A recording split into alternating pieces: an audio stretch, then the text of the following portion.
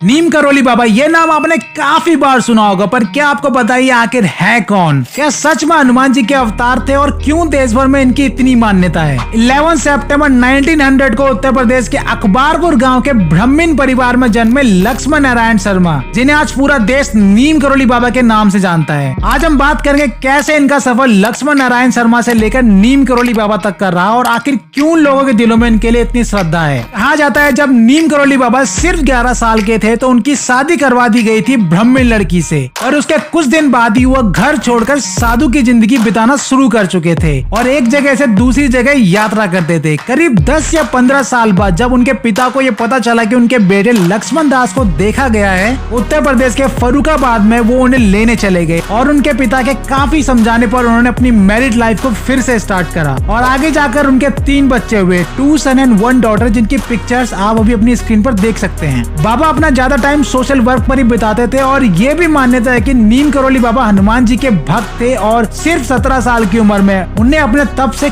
काफी सिद्धियां प्राप्त हो चुकी थी, जिससे वो कुछ भी आगे होने वाली घटनाओं को देख सकते थे। वैसे तो बाबा जी की चमत्कारों की ढेरों कहानी है, जिसमें से एक ये भी है। 1958 में बाबा जी अपना घर छोड़कर ट्रेन में बिना टिकट के सफर कर रहे थे। इसी बीच टीटी को ये पता चलने पर उसने बाबा जी को ट्रेन से नीचे उतार दिया था और जिस गाँव में उतारा था उस गाँव का नाम नीम करोड़ी था। उसके बाद काफी बार ट्राई करने पर भी ट्रेन का इंजन स्टार्ट नहीं हुआ। उसी बीच एक रैंडम पैसेंजर ने कहा कि उन बाबा जी को दोबारा ट्रेन में बिठाओ, शायद तभी ये ट्रेन स्टार्ट होगी। टीटी के काफी रिक्वेस्ट करने पर बाबा जी ने बैठने के लिए हाँ कहा, पर सिर्फ एक कंडीशन पर। वो कंडीशन थी अगर टीटी यहाँ जिस गांव में उन्हें उतारा गया स्टेशन बनाएंगे तभी वो बैठेंगे। और जैसे ही बाबा जी ट्रेन में बैठे तो ट्रेन स्टार्ट हो गई। उसके कुछ टाइम बाद नीम करोड़ी गाँव में स्टेशन बना। बाबा जी नीम करोड़ी गाँव में कुछ सालों तक रहे और अपनी तपस्या में विलीन थे। ये सब देख वहाँ के लोकल लोगों ने उन्हें नीम करोड़ी बाबा के नाम से पुकारने लगे और आगे जाकर उनके अमेरिकन फॉलोअर्स के मिस प्रोनाउंसिएशन से उन्हें नीम करोड़ी बाबा के नाम से जाना गया। कुछ समय बाद बाबा जी नीम करोड़ी चले गए और वृंदावन में जाकर अपनी लाइफ का एक लंबा वक्त वहीं बिताया। उनकी स्पिरिचुअल गाइडेंस से वहाँ के लोग काफी खुश रहा करते थे और उनके सम्मान में वहाँ के लोगों ने उनके लिए वृंदावन में आश्रम बनाया। बाबा जी अक्सर सर्दियों में वृंदावन में रहते थे और गर्मियों में नैनीताल उत्तराखंड के पास एक गांव कैची धाम में। आज जिस कैची धाम को आप इन पिक्चर्स में देख सकते हैं तब ये ऐसा नहीं हुआ करता था। तब यहाँ पर काफी जंगल थे और उन जंगलों के बीच में कुछ गिने चुने गांव। कुछ सालों बाद नीम करोली बाबा के इंस्ट्रक्शन पर 1964 में नैनीताल अल्मोड़ा रोड पर इस कैची धाम को कंस्ट्रक्ट किया गया और तब बाबा जी ने ये भविष्यवाणी करी थी कि आगे जाकर कैची धाम बहुत फेमस होगा और लोग दूर दूर से यहाँ आएंगे। इसी बीच बाबा जी ने गुजरात में भी काफी वक्त रहे और कुछ टाइम बाद वहाँ के लोकल लोगों ने उनके चमत्कारों को देख उन्हें तलिया वाले बाबा के नाम से पुकारने लगे। वैसे तो नीम करोली बाबा को उनके डिवोटीज काफी नामों से बुलाते हैं, जैसे वृंदावन के लोग उन्हें चमत्कारी बाबा और मिरेकल बाबा के नाम से जानते हैं। वहीं हनुमान के भक्त होने से बाबा जी को महाराज जी भी बोला जाता है। वहीं कुछ नाम और जैसे बाबा लक्ष्मण दास, हांडी वाले बाबा और त्रिकोणिया वाले बाबा शामिल हैं। बाबा के भक्तों का कहना है नीम करोली बाबा उन्हें कभी भी अपने पैरों को टच नहीं करने देते थे। बाबा का मानना था कि पैर छूने हैं तो हनुमान जी के टच करो, उनके नहीं। एक बार की बात है, बाबा जी के एक डिवोटी हुआ करते थे योगेश बहुगुणा।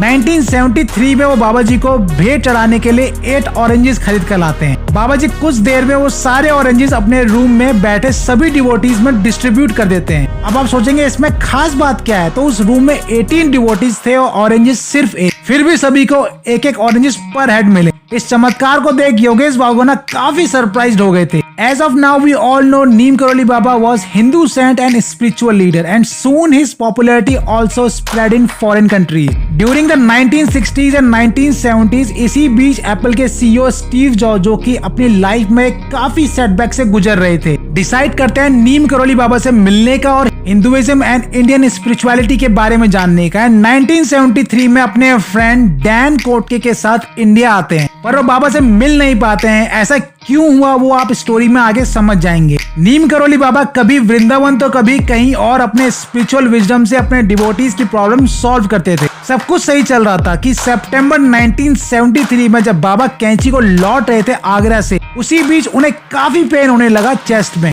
उनके साथ जो उनके डिवोटीज थे वो उन्हें पास के मथुरा के हॉस्पिटल में एडमिट करवाने ही वाले थे कि बाबा जी ने कहा उन्हें वृंदावन ले चलो। फिर उन्हें वृंदावन के हॉस्पिटल में ले जाया गया, जहाँ डॉक्टर्स ने बताया उन्हें डायबिटिक कोमा है। आपको थोड़ा सा बता दूं डायबिटिक कोमा के बारे में। देखिए, डायबिटिक कोमा वो स्टेट है जब आपका शुगर लेवल काफी ज्यादा हाई हो या काफी ज्यादा लो हो। इस स्टेट में माइंड और बॉडी नम हो जाती है। डॉक्टर्स ने उनका इलाज करना चालू किया। उसके कुछ ही देर बाद बाबा जी ने गंगा जल मंगवाया अपने डिवोटी से और कुछ मंत्र की चैंटिंग करी, जो कि थे जय जगदीश हरे। 10 सितंबर 1973 की रात 1:15 पर बाबा जी ने 73 इयर्स की एज में संसार को अलविदा कह दिया था। उसी साल 1973 में स्टीव जॉब्स भी अपने फ्रेंड के साथ बाबा जी के कैंची धाम पहुंचे, पर उन्हें पता चला कुछ महीनों पहले ही बाबा जी की डेथ हो चुकी है। उसके बाद स्टीव जॉब्स ने कुछ समय वहीं मंदिर में बिताया और फिर वापस लौट गए। स्टीव जॉब्स का कहना है वापस अमेरिका आने पर उन्होंने एप्पल कंपनी की शुरुआत करी और नीम करोली बाबा के आशीर्वाद से उनकी कंपनी वर्ल्ड की बेस्ट कंपनी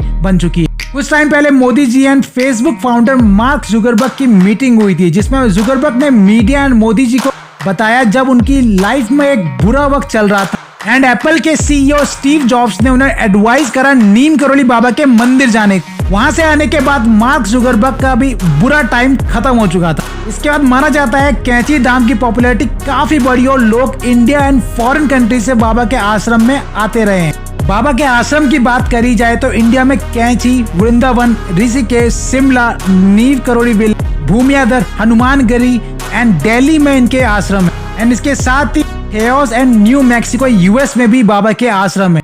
बाबा के आश्रम में काफी बॉलीवुड, हॉलीवुड एंड पॉलिटिशियंस की प्रेजेंस देखी गई है, जिसमें हाल ही में क्रिकेटर विराट कोहली अपनी wife and actress Anushka Sharma and अपनी बेटी के साथ वृंदावन के आश्रम में देखे गए।